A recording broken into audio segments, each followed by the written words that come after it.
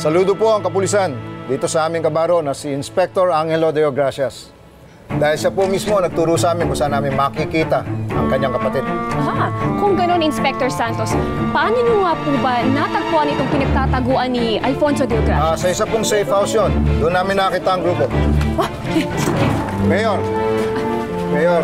maraming salamat po sa inyo at sa pamilya ninyo. Dahil po dito kay Angelo, nakita po natin si Alfonso. Naintindihan po namin ang kahirapan ng inyong kalooban dahil sa mga nangyari. Pero nagpapasalamat po ang buong kapulisan sa inyo at pinapahalagahan po ang pagsasakripisyo ninyo dahil dito. Hindi po biro at tama po ang bayan sa pagkilala sa inyong pamilya. Salamat. May sana kami. Ate! Wala kang makukuha ang pasasalamat sa akin. Ate, magpasalamat na lang tayo at yun lang yung tama ni Kuya. At makukulong siya dahil sa'yo. Ha? Ano? Nagbago na ba ang konsepto mo na mabuti at masama? Ano maganda may dudulot ng pagkakulong ni Alfonso? Isang maliit na medalya itadagdag sa'yo? Pero ano? Malaking batik sa apelido natin. Ate, hindi na sana siya nagtago pa. Dapat hinarap niya yung lahat.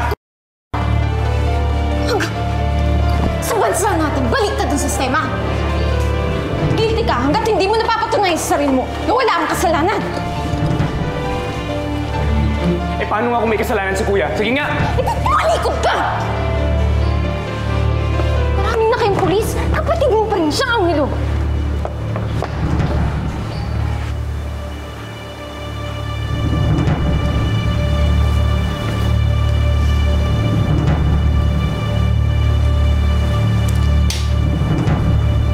Ang gusto mong mangyari talaga, diba?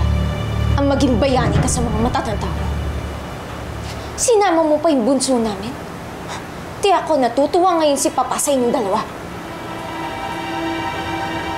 Ligtas ang kapatid mo. At baka makulong siya. Dahil lang ba yun para magsaya ako?